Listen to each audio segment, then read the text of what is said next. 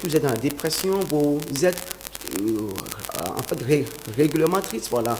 Et puis vous pensez à tout ce qui vous était arrivé, et parfois c'est que vous manquez de l'intérêt, vous manquez de l'entrain, vous manquez de l'appétit, vous manquez du sommeil, et vous ne savez réellement pas à quel sein vous vouez.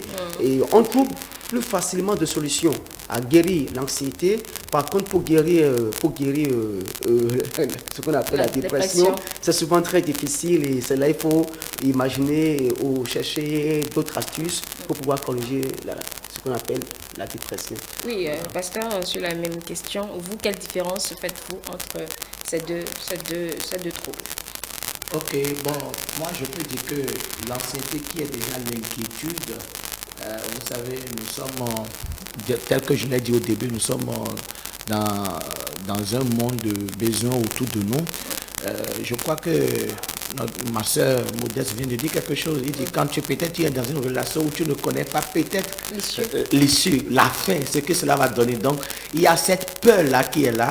Comment les choses vont finir, mon foyer, comment ça va finir, la manière dont mon mari se comporte maintenant, comment ça va finir. Est-ce que je suis sûr que de rester ici jusqu'à la fin, comment on appelle cette relation maintenant peut finir au mariage, ou bien ce travail, est-ce que je peux réussir ça, est-ce que peut-être on t'appelle pour une interview, tout cela aussi, ça donne aussi des inquiétudes. Et aussi, quand on se réveille chaque jour, on n'a pas encore la certitude de ce qu'on va manger aussi, toutes ces choses aussi apportent les inquiétudes. Imagine quand 5 de chaque mois en train de venir. Tu vas payer le loyer. Ah ouais, non. Moi, je pense déjà aux 5 prochains. Voilà, donc 5 déjà arrivent où ce qu'on espère n'est pas encore tombé dans ses mains, et on commence pas à s'inquiéter comment il faut faire. Il faut qu'on choisisse encore un autre plan B ou bien plan C. Donc tout cela, toutes ces choses-là créent une anxiété dans notre tête, c'est-à-dire une inquiétude dans notre tête. Ça vole notre paix. Au fait, l'anxiété, c'est ce qui vole, ce qui veut voler ta paix. C'est l'absence de la quiétude. Ouais, non, l'absence de la quiétude. Mais au niveau de la dépression, moi je peux dire que c'est l'amplification de l'anxiété. C'est quand l'anxiété est en train de monter, qui n'a pas trouvé de solution jusqu'à ce que ça atteigne un niveau donné, ça peut rentrer dans la dépression. La dépression peut durer aussi à, comme on appelle, ça peut arriver à cause d'une trahison, ou bien un coup dur que tu n'espères pas. Un coup dur, ou bien une mort subite de quelqu'un de toi, où tu es à la maison, tu as annoncé une mauvaise nouvelle, ça peut créer, je ne suis pas scientifique, mais quand même ça crée une décadence. Il y a quelque chose qui déclenche, il y a quelque chose qui bouge, et avant que cela ne revienne à sa place, ça a déjà créé beaucoup de dégâts. C'est là qu'on peut parler aussi de la dépression. Voilà, voilà. Ok. Nadège, partons d'ailleurs sur l'anxiété. Vous, quand vous êtes anxieuse, vous disiez écouter de la musique. Comment la musique agit sur votre état? Expliquez-nous un peu. Ça dépend déjà de comment tu conçois la musique, parce qu'on sait tous que la musique adoucit les mœurs. Ce qui paraît. Donc, quand ça m'arrive, cet état d'anxiété, il m'arrive de mettre de la musique, parce que ça me permet aussi de réfléchir et de me trouver des solutions. C'est-à-dire, tu prends une pause sur toi-même et tu penses à tes projets futurs. Parce que c'est plus ça l'anxiété. Tu penses à tes projets futurs et peut-être dans la musique, il y a des mots, bien des clics qui te sortent un truc, tu dis, tiens, voilà, il a dit tel truc. Est-ce que je ne peux pas expérimenter pour voir si ça ne va pas donner et tout ça? Donc, ça m'aide, moi, particulièrement à m'en sortir. D'accord. Oui. Mais il ne faut pas oublier que la musique nous plonge à des moments donnés, parce qu'il y a des phrases fortes, des mots forts. Qui vous font même pleurer. Qui vous font pleurer. Qui vous rendent dépressif finalement. C'est pour cela qu'il faut savoir écouter la musique. Le choix est important. Oui, le choix est très important. D'accord, oui, Modeste, vous avez la parole. Oui, je pense que pour la différence, je vais rejoindre M. Habib en disant que quand on parle d'anxiété, c'est dans le présent, on parle du présent. Mais quand on parle de la dépression, c'est le passé. Vous êtes déprimé du fait de n'avoir forcément pas atteint un but, vous êtes fixé des objectifs et peut-être la situation ne vous a pas permis de l'atteindre. Mais quand on parle de l'anxiété, c'est le présent. Tout de suite, ça peut vous arriver. Vous êtes inquiet de quelque chose, vous avez la crainte de quelque chose. Je me rappelle quand on allait à l'examen, moi, Le stress, c'est moi, mon quotidien.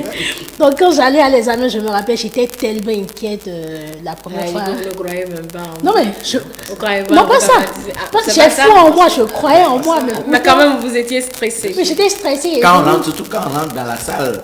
Même quand vous entrez dans le centre, même dans le centre déjà, vous êtes tellement stressé. C'est tout comme si c'était. C'est comme si vous avez perdu un parent. On est pris de partout. Donc, je pense que c'est quand même le quotidien de tout le monde. Et l'objectif, c'est quand même sur. Il y a tout problème, il y a une solution toujours qui est là. Le problème qui est là est que nous n'avons pas le calme dans notre cœur pour pouvoir déchiffrer ou bien savoir par quel moyen nous pouvons passer pour pouvoir voir ce problème. Déjà, comme ce que nous cherchons n'est pas encore arrivé, et on voit que bon, c'est fini déjà, j'ai déjà, bon, je connais déjà la honte déjà là, il faut que je subisse ça. Non.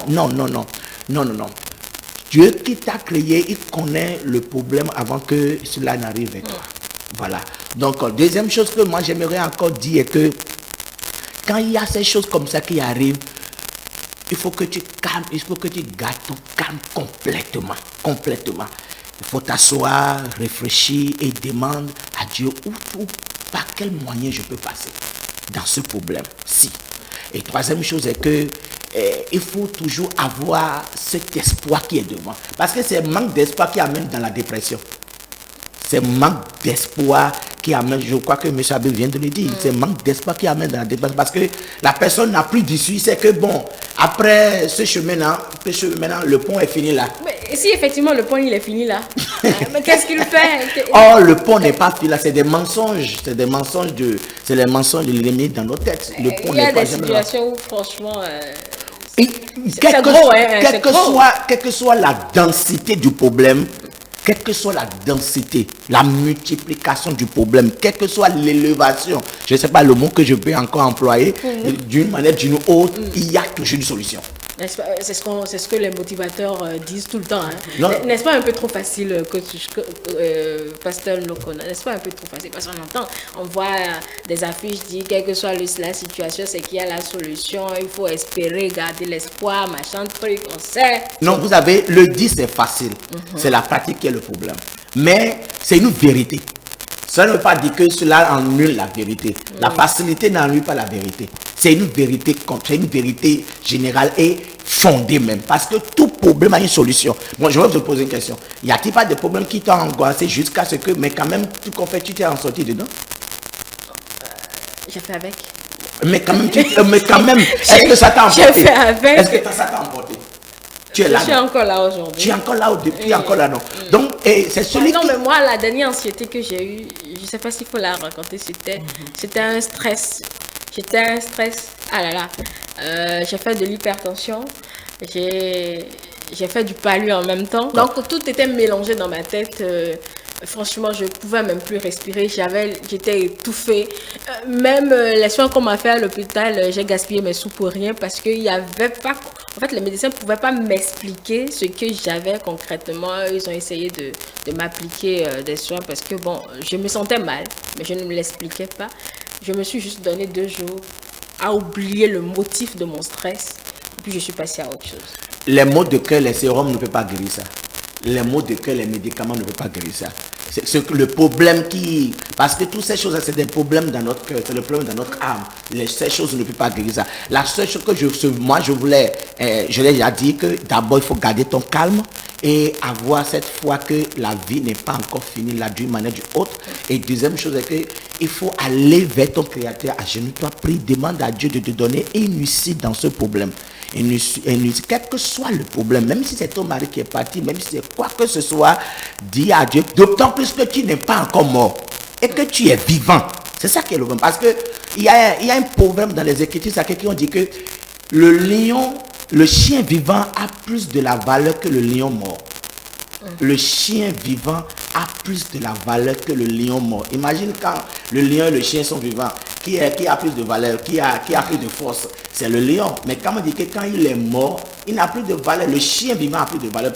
Donc le fait que tu es déjà vivant est déjà vraiment une grâce que Dieu t'a accordée pour savoir que ce n'est pas encore fini avec toi.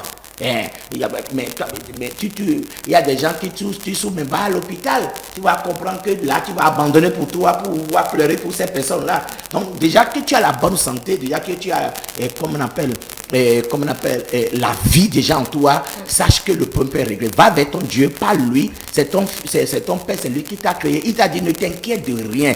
Il dit ne t'inquiète de rien, mais dépose tes soucis sur moi et moi-même je vais prendre soin.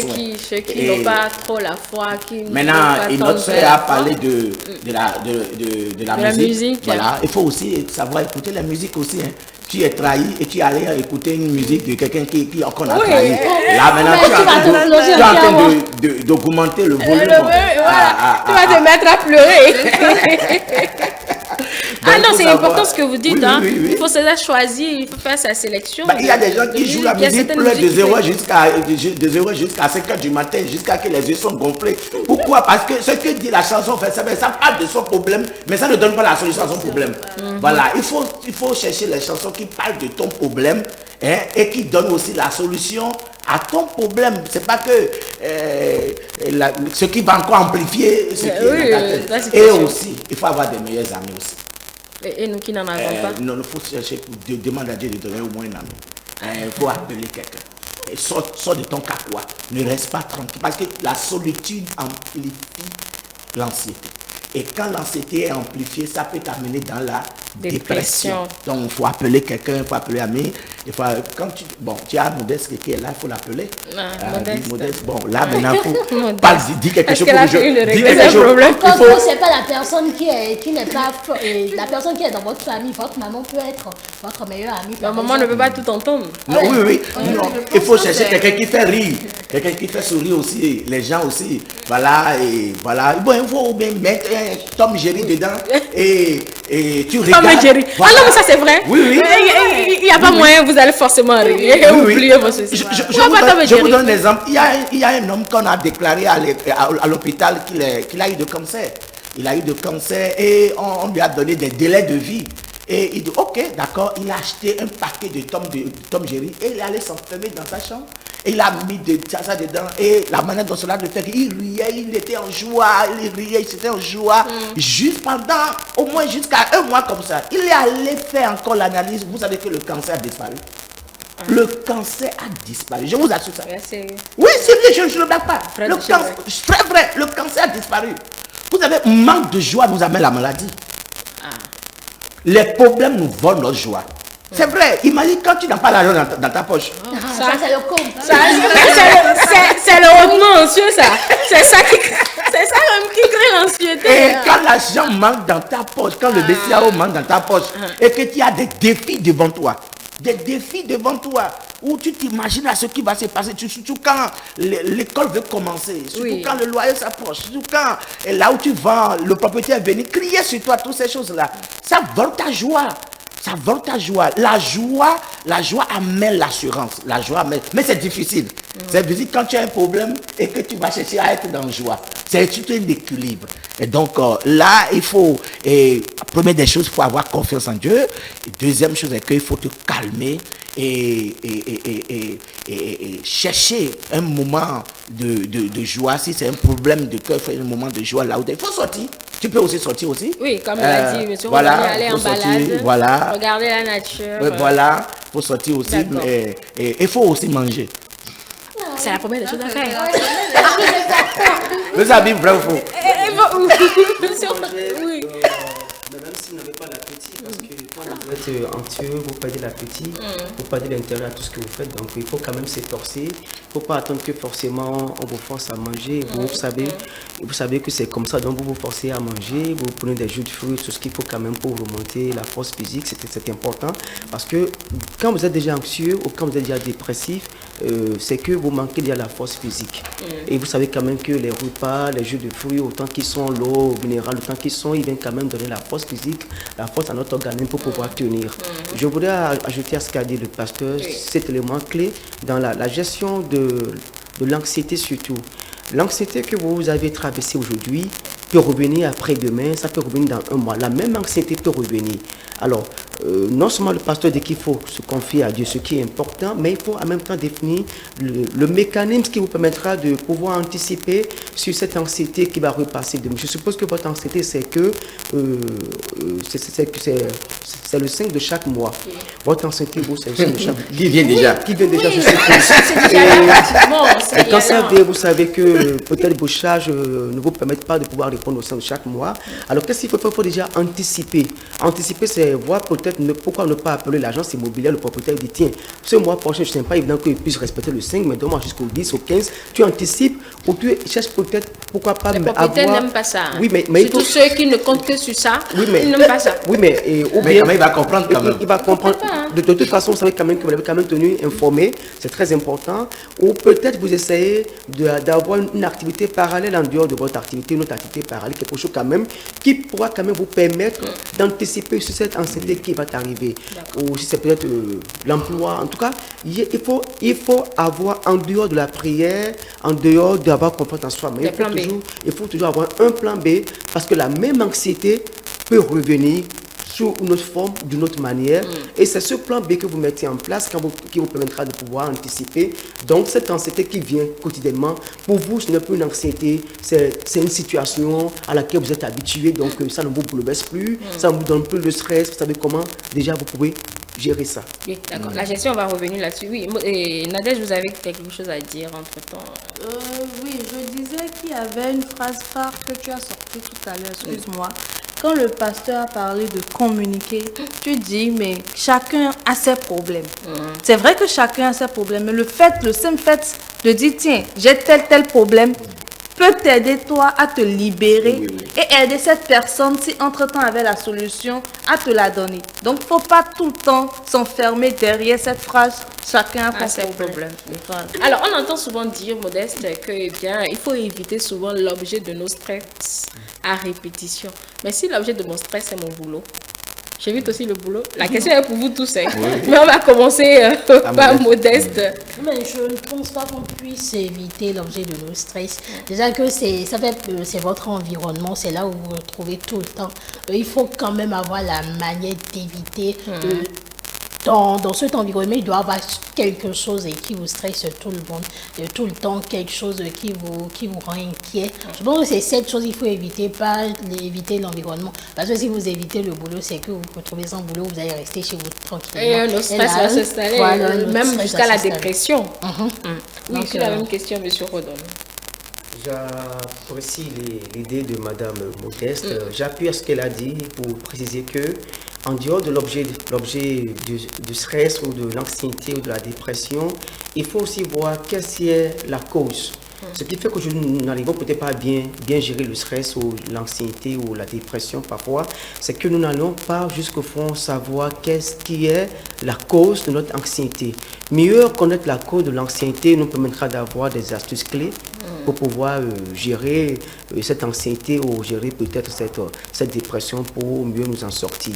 Autre chose, il faut aussi préciser, certaines personnes pensent que les stupéfiants, par exemple l'alcool, la drogue, ceci et ça, pourraient leur permettre de pouvoir gérer leur anxiété ou de pouvoir gérer leur dépression, mais je réalise qu'au contraire, ils s'enfoncent de plus en plus parce que vous savez que cela n'est que temporaire. Vous avez une situation où vous êtes anxieuse, vous êtes peut-être dépressive et vous allez vous adonner à l'alcool, vous allez vous adonner peut-être à la cigarette, à tout ce qu'il faut, tout ce qu'il y a comme stupéfiant, mais vous devez quand même savoir que c'est beaucoup plus éphémère, ça a un péril, c'est temporaire.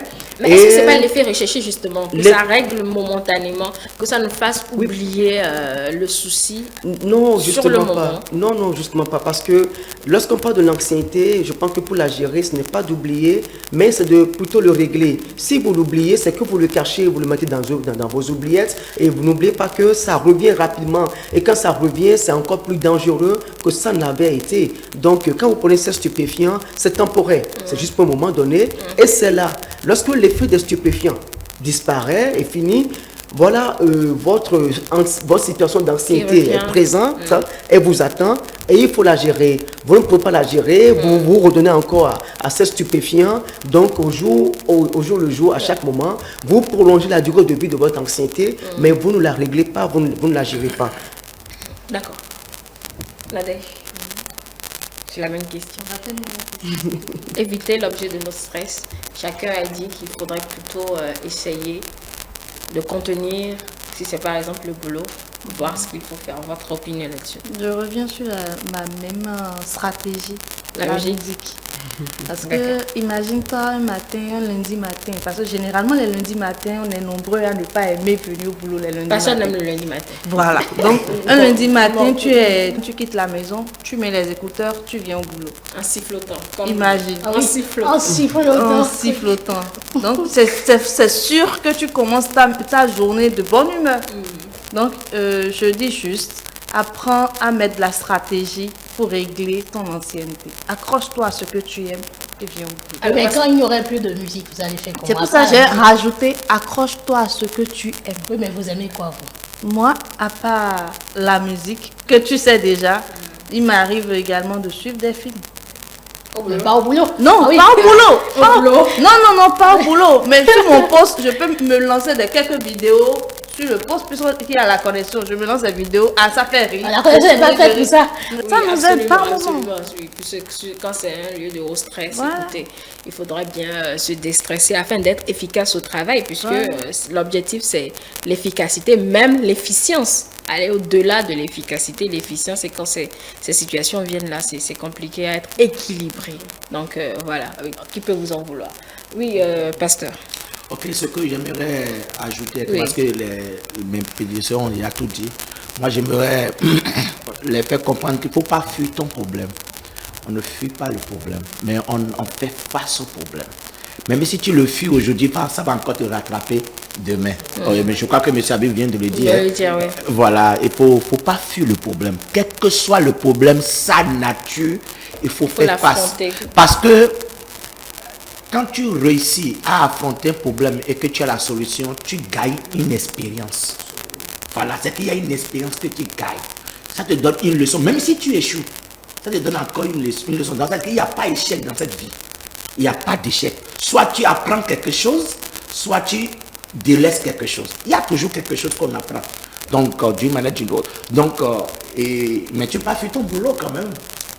Puisqu'il a dit il faut Donc, tu fuir es obligé l'objet de de ce s'adapter. stress, il faut l'éviter. Tu n'as pas fui ton mari. Tu es obligé de t'adapter quelque chose, même s'il est violent, il est méchant. S'il est violent, il faut le fuir. Non, S'il est violent, on le fuit. Quand on dit violent, bon, je ne sais pas si j'ai trop Moi, on le prend au premier J'ai- degré s'il est violent. La Ah, femme ok, le ok. prend au premier degré. Ah, c'est sérieux. C'est très sérieux.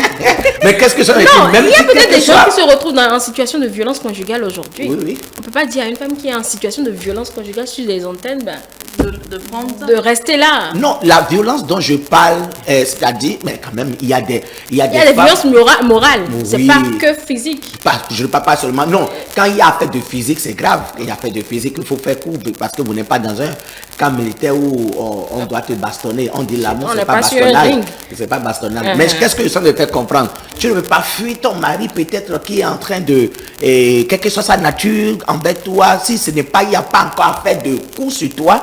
Il n'y a pas encore à faire de, comment on appelle, le sang qui sort de ton corps à cause de ces bastonnages. Mais quand même, tu peux l'affronter d'une manière ou d'une autre. Il y a des gens qui disent que mais c'est comme ça, mais on est dedans. Mais comme ça, on est dedans Non, quand mais même. si tu On dois te fait réveiller avec. Chaque D'une manière- matin, C'est le stress. Vous êtes en face d'un lion, le stress. D'accord. Et qu'est-ce que je vais faire? Là, le corps est alarmé. Quand le corps est alarmé, le lion est là, le corps est alarmé, je fais quoi? Je l'affronte ou je fuis. D'accord. Ça, c'est le stress. Mais on vous dit, allez dans telle forêt, et si je rencontrais un lion? Et si je rencontrais un éléphant? Et si je rencontrais un cafard dedans? Déjà, vous créez, vous alarmez votre corps sans même encore aller là-bas. d'accord. Donc voilà un peu la différence des deux. Et quand on vient à la dépression, elle déjà, comme ça on l'indique, quand on dit qu'on est sur un terrain dépressif, Dépressif. ça descend. Donc on descend dans le fond, on va au fond. Et la descente, c'est dans le sens négatif. Donc voilà, le moral est plombé, je n'ai plus goût à quelque chose, on descend. On n'a pas envie de vivre et puis voilà. Donc voilà un peu si... Oui, d'accord. Comme je le disais, il y a des gens qui sont en permanence anxieuses, qui sont obligés d'être traités par médicaments pour pouvoir s'en Oui, sortir. il y a l'anxiété en tant que trouble, il ne faut pas dire que toute situation stressante est pathologique. D'accord. Non. On a besoin de ça comme carburant pour pouvoir prendre le devant de certaines choses. Les athlètes, les sportifs, ils ont besoin de cette énergie-là pour pouvoir foncer quelque part. Mais les personnes qui sont permanemment anxieuses, Là, il y a aussi la Elle personnalité développe un anxieuse. trouble.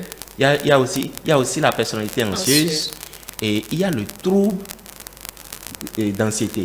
Donc, les personnalités anxieuses, c'est aussi tout le système d'éducation, de développement qui a favorisé cela. Qu'il a, à force de lui dire, c'est ce qu'on dit toujours sur le plateau, hein, à force de dire aux enfants, tu ne vaux rien, sa grosse tête, il n'y a rien dedans, tu n'es bon à rien, etc., etc., ça va faire que, voilà, finalement, il va se plaire dans cette posture de je ne vaux rien, je ne peux rien. Et chaque chose qu'il va entreprendre, il va se demander est-ce que je vais y arriver jusqu'à la vie. Et quand vous êtes dans ce est-ce que, en cherchant chaque fois tout ce qui pourrait arriver comme malheur ou déception lorsque vous allez entreprendre quelque chose, là vous êtes permanemment anxieuse. Et c'est vrai que ça peut vous conduire à la dépression. Et là encore, dépression, il y a plusieurs types de dépression.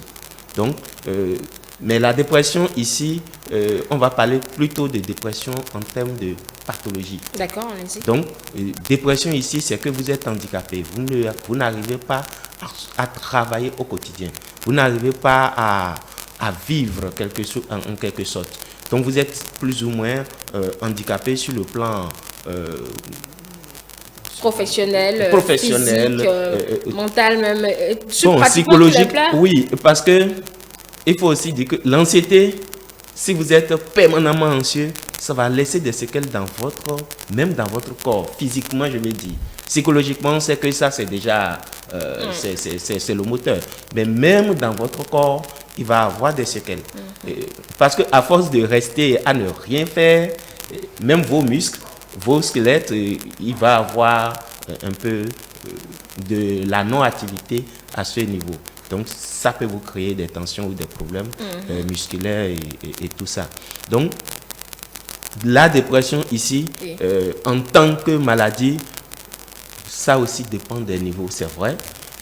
Il y a des niveaux de dépression profonde qui, on va dire, qui vont peut-être vous conduire dans des psychopathologies encore plus graves, incurables. Mais ce que je veux dire par là, tout type de dépression, vous avez au minimum 6 mois pour traiter. Pour ne pas dire en moyenne 6 mois pour traiter. Vous pouvez traîner une dépression toute votre vie. Juste un épisode. Vous allez traîner ça toute votre vie. Comme ça va faire quelques semaines, mais la moyenne, vous allez avoir 6 mois. Alors, qu'est-ce que je veux dire en disant cela? Quand vous êtes en proie à l'anxiété ou que vous êtes régulièrement dépressif, ne cherchez pas la solution bon marché. Et la solution bon marché que je parle, c'est conseil de si, comparaison avec si, je vais pouvoir m'en sortir moi-même. Non. À ce niveau, soyons humbles, demandons de l'aide. À qui? Demandons de l'aide aux professionnels. La dépression, l'anxiété, surtout, jusqu'ici, le seul médicament, j'ai envie de dire, efficace dessus, c'est la psychothérapie. Vous allez passer ailleurs. Pour tout type d'anxiété ou bien ceux qui développent le trouble? La psychothérapie pour tout type d'anxiété. Maintenant, si vous arrivez à la dépression, vous allez avoir besoin et de psychothérapie et de, peut-être selon votre niveau de dépression et d'accompagnement médicamenteux. Là, vous allez faire appel à la fois à un psychiatre, à un psychologue ou à un psychothérapeute. Parce qu'on n'est pas forcément psychologue pour être psychothérapeute. Si vous vous formez, vous allez l'être. Et c'est pour ça que je dis qu'il ne faut pas faire appel aux médicaments bon marché. C'est-à-dire, excusez-moi beaucoup, je vais peut-être choquer, ce n'est pas la prière qui va vous sortir de là. Ce n'est pas la prière et ce n'est pas les médicaments. C'est pas les médicaments, comment on appelle? Mais la prière peut aider. Je dis, c'est pas la prière qui va vous sortir de là. D'accord. Parce que, quelque part, ici, on va vous appeler à l'action. On a dit que c'est l'inaction.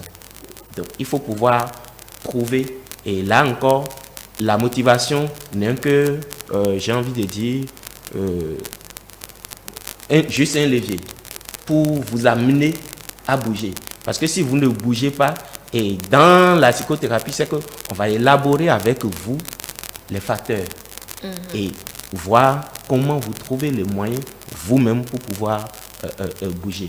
Et si vous aviez besoin, parce que le corps peut avoir tellement encaissé qu'il aurait besoin qu'on le soutienne un peu avec un peu de médicaments.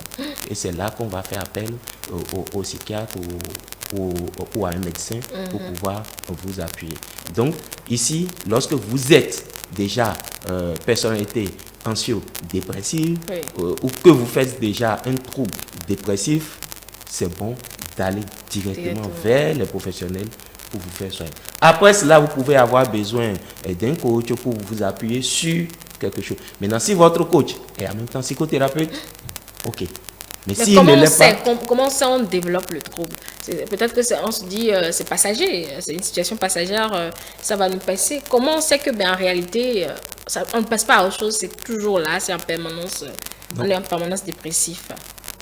Vous avez fait un premier épisode que vous n'avez pas pu gérer. L'épisode s'est répété, c'est-à-dire face à la situation, vous perdez toujours les moyens. Et face aux situations similaires, vous perdez toujours les moyens. C'est bon d'appeler de l'aide. Exemple simple. Oui. Lorsque vous aviez peur du cafard, chaque fois que vous voyez un cafard, vous appelez de l'aide. Donc, chaque fois que vous apercevez une souris, vous appelez de l'aide. Vous êtes immobilisé, vous appelez de l'aide. Donc, il faut avoir la même humilité. Cette situation me stresse. Ce que je dis, c'est que le fait de venir sur le plateau, par exemple, on a peut-être un peu de stress. Oui, même nous les animateurs, la première prise de parole est forcément objet de stress. Ça vous permet, et même si vous ratez la première, l'habitude ou la pratique fait une fois dans l'élan, vous essayez de vous adapter. Donc c'est pour dire, faut pas on va penser que bon voilà, c'est toute situation qui est malade. Non. Je prends un exemple. Vous avez un enfant qui, à l'approche de chaque devoir ou d'examen, il est malade. Là, il faut l'aider. Cet enfant, il faut l'aider. Et il y a une situation de stress excessive là qu'il a besoin de gérer, qu'il faut l'accompagner dessus. Sinon, ça va devenir pour lui une habitude et puis ça va amener d'autres choses. Même peut-être les coups après vont commencer par être stressants. Donc, il faut vraiment, dans ces situations, moi ce que je conseille, c'est de vraiment aller vers un professionnel.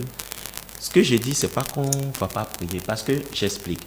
Quand on va aller se confier à un prêtre, on va se confier à un homme de Dieu ou à un tradit, il va vous dire des choses sur le moment qui vont peut-être, vu la conviction ou la notoriété qu'il a, vu votre, je sais pas, personnalité, vous allez prendre des engagements, mais ça va être d'abord du refoulement. Ça va être d'abord du refoulement pour pouvoir vous en sortir, c'est-à-dire vous allez déplacer le problème. Vous allez l'enfouir quelque part en vous et ouvrir d'autres fenêtres pour pouvoir vous en sortir. Mais nous on dit que le refoulement c'est pas bon. Parce que le retour du refoulé, il est encore plus dangereux. Vous l'enfermez quelque part, lui, il fera tout pour sortir. Et quand il va sortir déguisé, il va sortir autrement. Et là, il va sortir encore plus enragé. Donc, il n'est pas bon. C'est vrai que c'est un mécanisme de défense quelque part, mais il faut savoir l'utiliser. Mais si ces hommes de Dieu s'y connaissent en psychothérapie, si c'est un homme de Dieu qui s'y connaît en psychothérapie, il le fera. Il va privilégier la psychothérapie à la prière. J'en connais plusieurs qui appellent. Parce qu'il sait que la prière va avoir plus d'efficacité lorsque vous allez être vous. Il y aura tous ces problèmes. Chacun, ton problème n'est pas mon problème.